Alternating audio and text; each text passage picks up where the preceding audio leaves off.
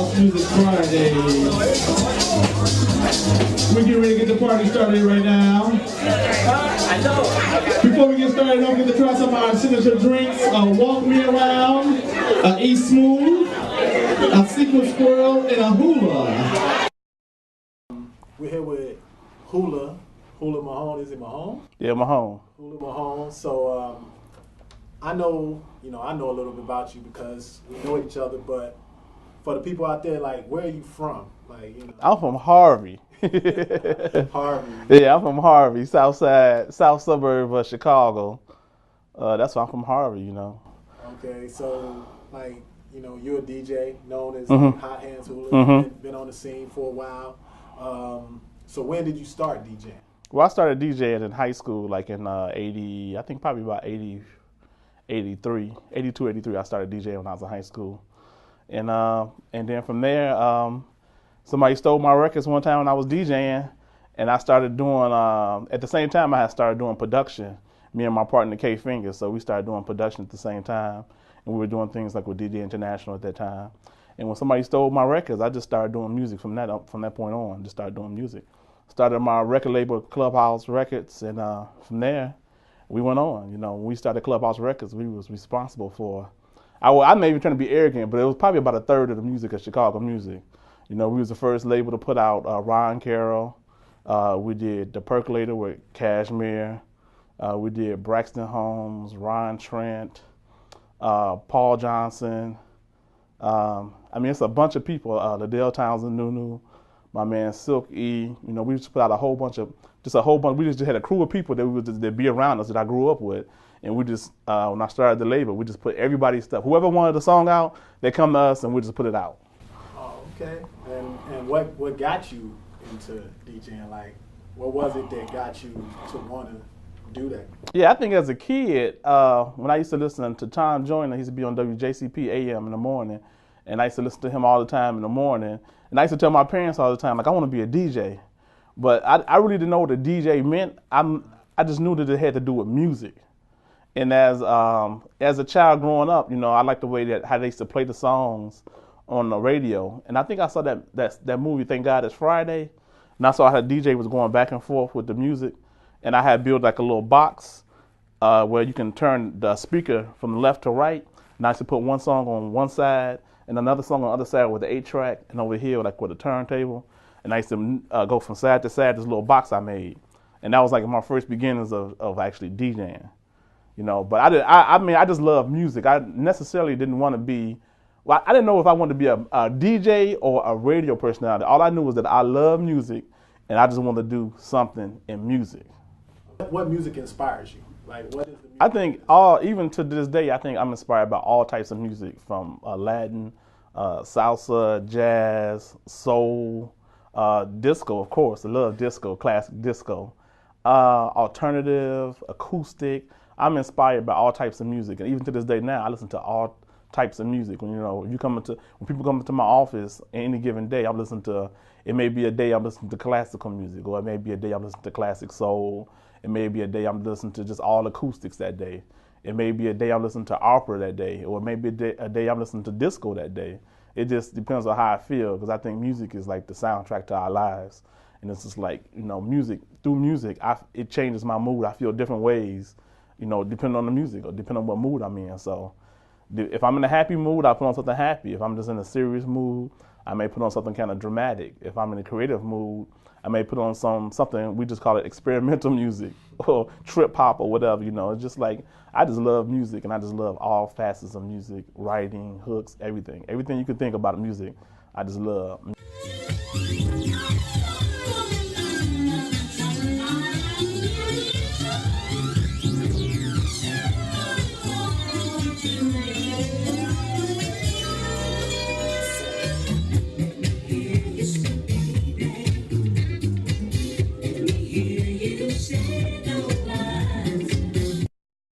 Write music? Oh yeah, oh yeah. Other than the house stuff I did, like most of the house stuff that we put out through Clubhouse, I think I was one of the main writers on most of that stuff. From Nunu, This Is Acid that we did with Maurice, You know, a lot of people don't know, outside of the house music, I've done like just a lot of R&B stuff too. You know, I did the hook and co-produced the Summertime for Jazzy Jeff and the Fresh Prince.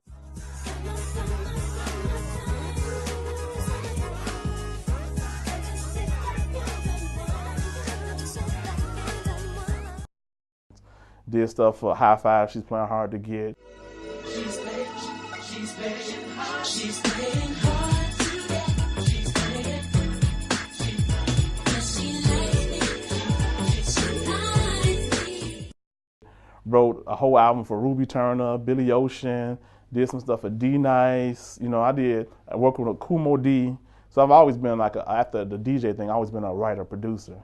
You know, but I just been slowing down over the past years, just focusing on back to DJing again, because that's just what my love is right now.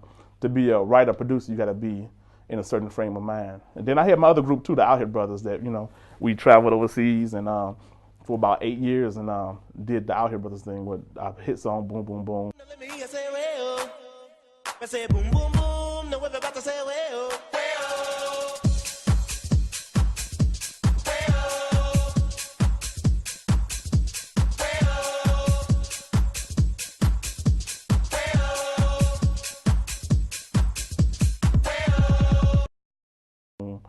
Pass the toilet paper.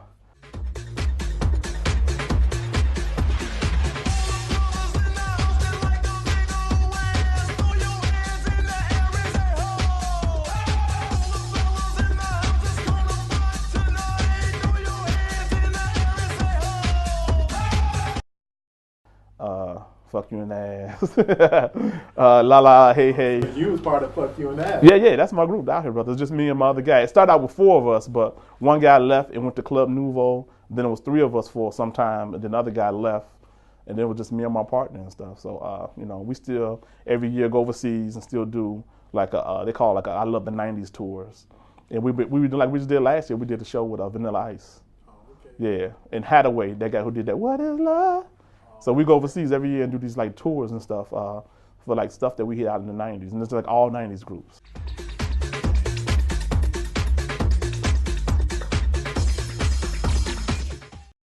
What drew you to house music? I guess because being in Chicago, and at that time, disco, the transition from the Music Box, the Warehouse, the whole Frankie Knuckle days, Ron Hardy. I mean, it's just that influence. The Playground with Farley, the Hot Mix 5. It's just that whole influence that when I was in high school, it was like that transition from the hip hop bebop, you know, like the Play That Beat, the African Bambaataa, Planet Rock. It was like house was like at that stage. Then it was just developing to what it is now. When they came out, when Jesse and them did the Fantasy and started putting that 909 or that electronic drum machine into the new vision of dance music, which was the birth of house. Play a lot of classics, like when you spin. Like, why is that? Hey, I just like classic music. Not that I don't like new music, but I mean, I think for DJs, you have to be truthful for who you are. I think when people come to hear me spin, they know what I'm gonna do. That I'm gonna play some classics, I'm gonna play some new stuff. But I do have a love for the classics. I do have a love for just older music, you know, just the soulness, the soulful, the richness of the live band. I have a love for that, and I just love it. And it's like as DJs, when we DJing, you know, we're inviting people to jump on and and be on a ride with us, you know. So I just try to, you know, and plus, you know, I start off the set all the time too, so I got some leeway before I have to really get into it. So I just don't want to jump right into it. I like to warm people up and just get a little nostalgic, you know, let them feel how it used to be.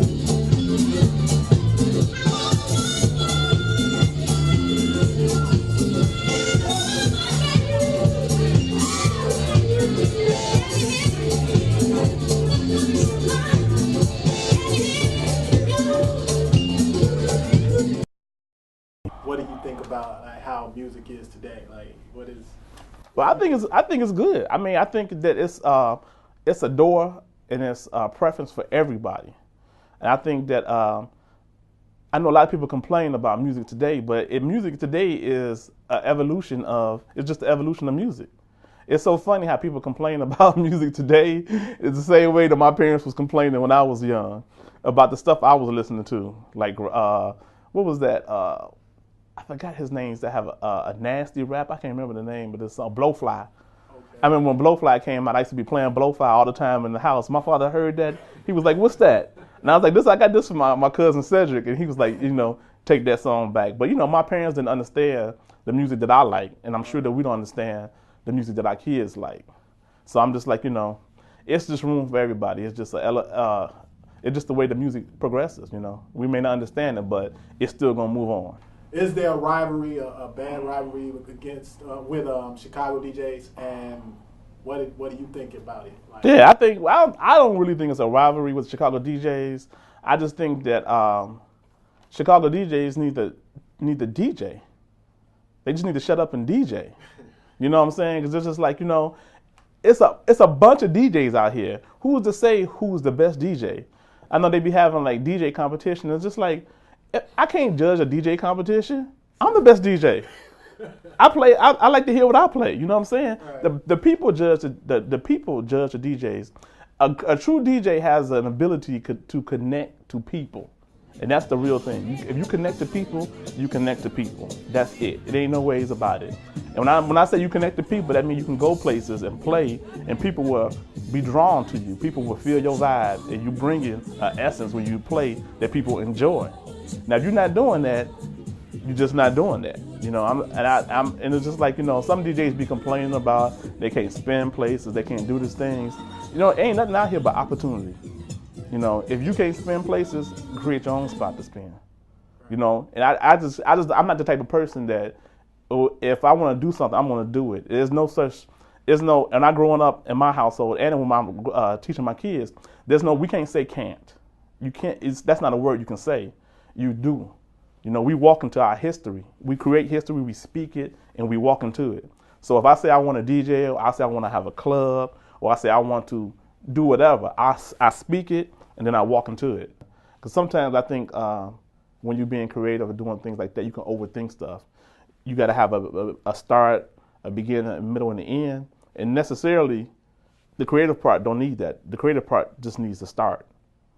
So I think we just need to start and get it done. And then we'll figure out maybe the middle and the end. But, we just got to do it. Yeah, when I started the record label, Clubhouse Records, I had no idea how to do anything. When I first did my first couple of songs, we went in the studio, mixed the stuff. Actually, we mixed it at home on a 4-track. I didn't know that you had to get it mastered before you send it to the pressing plant. So I had to find a mastering place. We got it mastered where they made the little vinyl cuts. So we got that done. They're like, you got to send this to the pressing plant. We send it to the pressing plant. We get all these records back. I'm like, what do we do now? Go to the record store, like, y'all take these records. They're like, we got to get them from the distributor. I'm like, oh, so they have to take the records to the distributor. It's just like a learning process. Sometimes, you don't need the end. You don't have to know the end. You just got to have the passion to start. So I think that's what we doing some of the things right now. I just like the passion to start things, and I'll figure it out as we go along. And what advice would you give to the next wannabe Hula, or the next DJ, or the next, Yeah, I think my advice is follow your passion, follow your dreams, because without dreams and passions, there is no future. It's a lot of things. When I go talk at sometimes like the little high schools, I do like career days. I give the example of it was like two guys was gonna start a company together, and the guy was like, I'm gonna sell this thing. He's like, what's this? He's like, it's a bottle of water. And the guy was like, why would I pay for water that's free? He said, because, it's packaged right and people want it. And the whole thing, they marketed it as spring fresh water. And the guy was like, I'm not gonna do that. Nobody's gonna buy water. Bottled water now is just like one of the biggest things you can do in America, Although water is free, you could just get water at the crib, but the way they market it and promote it to you, it makes you feel like this is better. That's just marketing, promotion, but somebody had a dream, a thought, a passion, like I'm gonna sell bottled water. Sound crazy in the beginning, sound ridiculous in the beginning, but it's one of like the biggest sellers right now. Like being a motivational speaker, is that? Oh no, I like people. I like connecting with people. I like talking to people. I like the energy that new people bring around. I'm gonna say I feed off people. When I'm with people, I feel differently. I'm in a different environment. I feel differently because I feed off the energy. You know, sometimes you can be with bad people and it's a bad energy. You'll feed off that too. If you eat that energy, you go down the wrong path. So I'm a people person. Like I just feed off energy, and it's just like I just like being around positive things or just creative things or just people with just situations, not even really people, but situations with no limits, because as people, we can actually do anything we want to do. There's no limitations. The limitations is only in our mind. You know what I'm saying? So, I mean, people are taught that you can't do this or you can't do it this way, you can't do it that way. But when you're taught that way, you actually believe it. But if just imagine a world when people say you can't, like it's no such thing as you can't do this. Who would have thought that we had these phones that you can touch them and do all this stuff with them? You can do everything with your phone. My son don't even know what a black and white TV is. and my grandkids won't even know they only know flat screen TVs. They don't even understand the concept of a big end of a TV. You know what I'm saying? This is because people believed and had dreams and they thought outside the box. And I'm with that progress. It's like, who are some of the artists that you know of, like right now or today, Mm-hmm. that you feel people should pay more attention to? Like, who? Well, I think now and then, I think Jamie Principle was, it still is a great artist. Jamie Principle, I think Cashmere Green Velvet is a great artist. Not only is a DJ, he's actually an artist too. Ryan Carroll is a good artist. You know, I'm just really into the people who's actually doing the artistry, DJing, but still being the actual artist also. And it's just like, I mean, that's just only a couple I can think of off the top of my head. Because most of the songs out right now, it's like, it's DJ driven, or it's the dub version, so you don't even hear the vocal version that much. I mean, Teresa Griffin is a great artist, but she's much more than a dance house artist. She's way much more than that. But that's how our culture know her as, like, probably dance. But I mean, the people who really love music, they know who Teresa Griffin is. She's doing shows all around Chicago. Mm-hmm. Yeah, I mean, she do shows Chicago, all worldwide, really. But I'm just saying, but people, I think she was on The Voice too. But she was introducing people to who she is for real. I mean, she's a phenomenal artist that we need to support out of Chicago. Another good artist, Xavier Gold, she was a phenomenal artist. She lives in Texas now. She did the You Used to Hold Me, but it took some time for people to realize that was her because it was under Ralphie Rosario. But there's just so many examples of the DJ drivenness of the music. But I just wish it had been more artist driven. So what do you think they need to do with the artist development, like, to cultivate? Yeah, I just think that the DJs. I think it's probably I don't know for sure, but I just think, the DJ is doing the music. So the DJ wants to acclaim, they want to be known for doing the music. But when they put their names on it without the artist, they expect you. I mean, when you get to, when you go see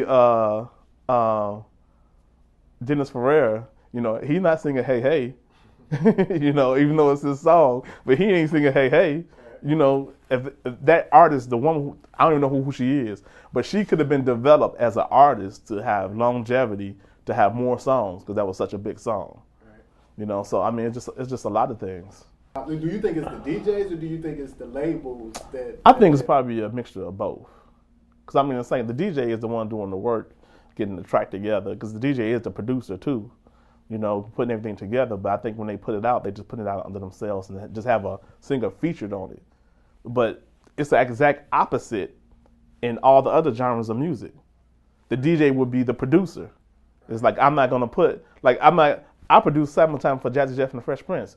I'm not gonna put me on there. He's the artist. I'm doing it for the artist. But in the music, in the house culture, it's the exact opposite. We do it for the producer DJ. Or it's hard to break the songs because there's so much DJ driven stuff. The labels and the radio stations want artist driven stuff. I mean, it's a little different now because with the internet and everything, so you can really do a lot more, and you are forcing the radio to play stuff that's hot because you got social media, and there's so many different ways to YouTube, Vimeo, the people to get the information, to get the song and the music. So the stations will be late on something that's already viral. So it's a little better now, but I still think the downfall of house music history and culture has been the non-development of the artists. final thought for the people out there would be? Russell Simmons got a book out called Do You. I think anybody who's like in a rut or trying to figure out what they want to do in life or just unhappy with their situations, go check out that Russell Simmons book, Do You. When I read that book, I didn't read it. I got it on audio books. It was like some good information, some good advice, and it's just like the basic thing is like do you. For the people who either want to come hear you spin or they want to hire you guys for something, how can people find you? Okay, you can find me at for the house music nights at Revs. We do I Love House Music Fridays every Friday. It's at Revelations, Club Revelations right now. It may move around to different places, but you can go to ilovehousemusic.com. ilovehousemusic.com. And to find out what we're doing for our company, you can just go to truevisionaryproductions.com. truevisionaryproductions.com. Or you can go to theclubhousegroup.com. theclubhousegroup.com. We got a bunch of companies. You can go to newsoul.com. It's a bunch of companies, so. Okay, so, all right. Peace out.